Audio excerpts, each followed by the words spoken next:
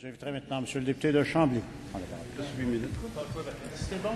Monsieur le Président, nous déposons aujourd'hui une motion de censure afin que l'Assemblée nationale puisse solennellement exprimer qu'elle n'a plus confiance en ce gouvernement libéral.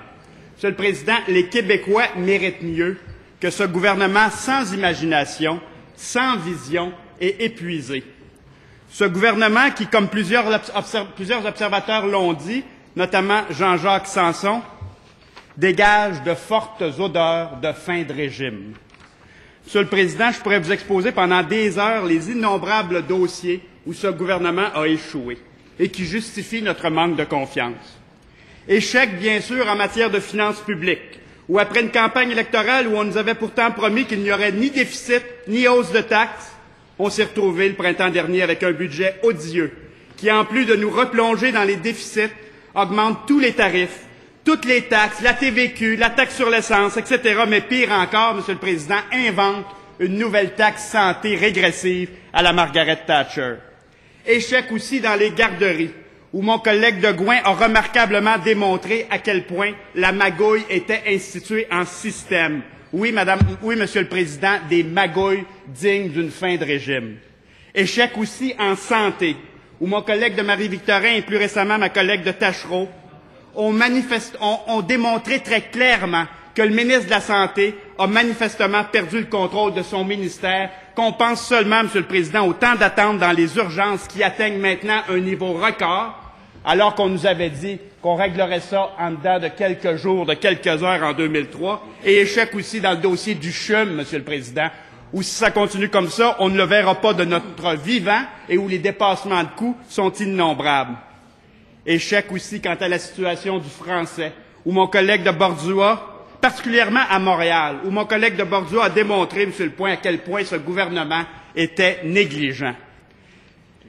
Échec également en matière de relations fédérales-provinciales, maintes fois souligné par le député de Lac-Saint-Jean et plus récemment par le député de Marie-Victorin, Monsieur le Président. On parle d'un gouvernement libéral qui a été complètement incapable d'aller chercher notre dû à Ottawa. On parle de 8 milliards de dollars, Monsieur le Président, et qui, de l'avis de tous, est probablement le pire gouvernement de notre histoire en ce qui a trait à la défense des intérêts du Québec vis-à-vis d'Ottawa.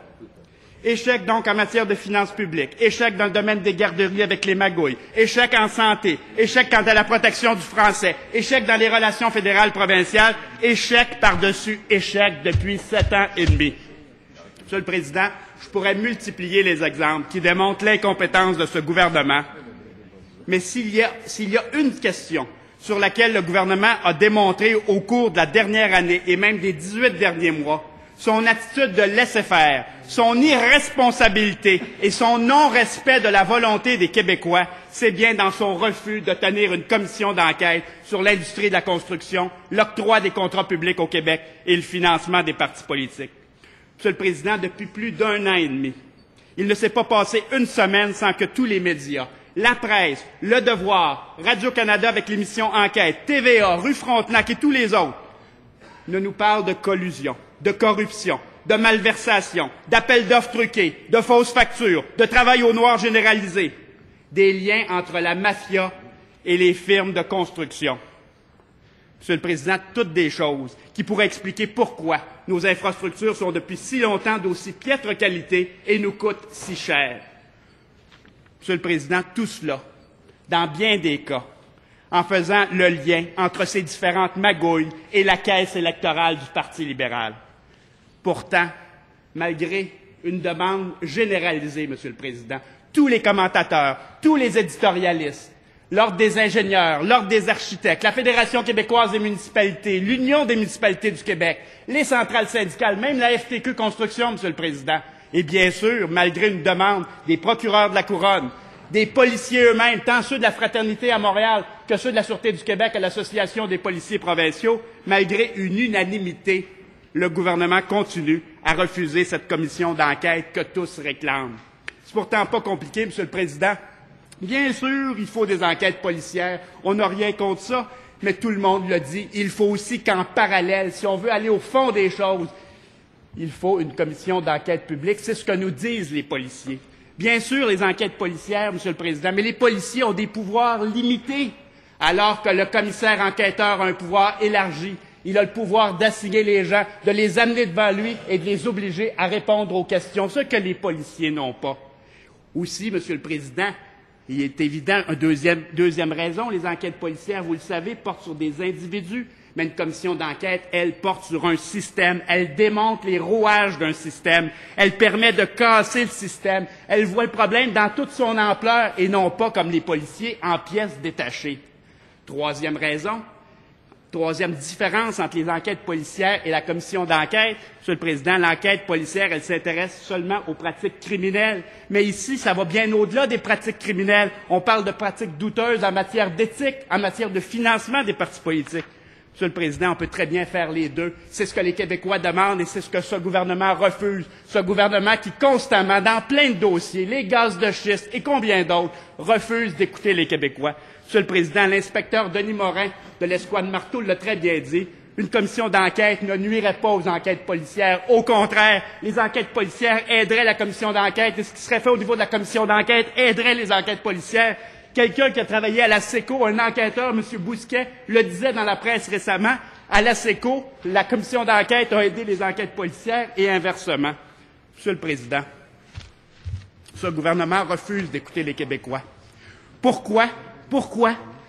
Alain Dubuc, Monsieur le Président, disait dans la presse, le premier ministre a peur. S'il refuse de déclencher, c'est parce qu'il a peur de déclencher une commission d'enquête.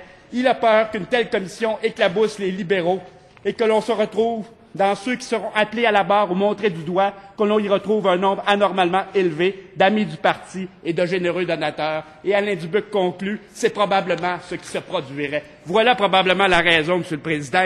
Et récemment, Lisiane Gagnon, elle, ajoutait, si le premier ministre continue à se dérober à ce devoir de vérité, c'est dans une atmosphère de honte et de suspicion qu'il quittera le pouvoir.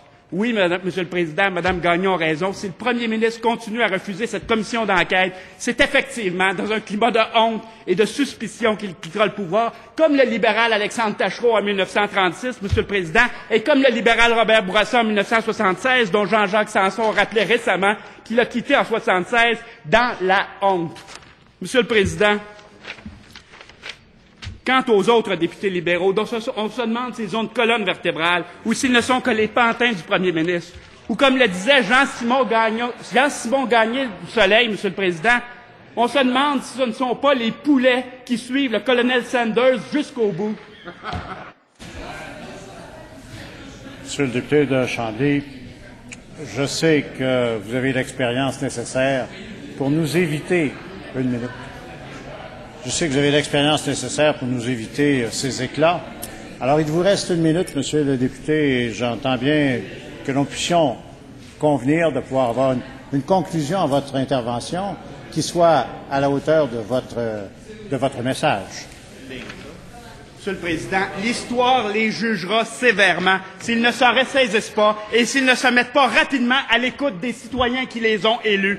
Le verdict populaire sera implacable, Monsieur le Président, lors de la prochaine élection, mais il sera trop tard. Et ils auront à ce moment-là à se demander où ils étaient en 2009, où ils étaient en 2010, quand la population, à plus de 80%, leur demandait de déclencher une commission d'enquête. Monsieur le Président, nous ne lâcherons pas. Si cette motion est défaite aujourd'hui, nous ne lâcherons pas. Nous allons continuer à interpeller le gouvernement et je vous dis en terminant que lorsque la députée de Charlevoix sera première ministre, lorsque nous formerons le gouvernement, nous la tiendrons, cette commission d'enquête, pour aller au fond des choses, pour que les Québécois sachent la vérité et qu'on aille récupérer les milliards que nous avons perdus. Merci, Monsieur le Président.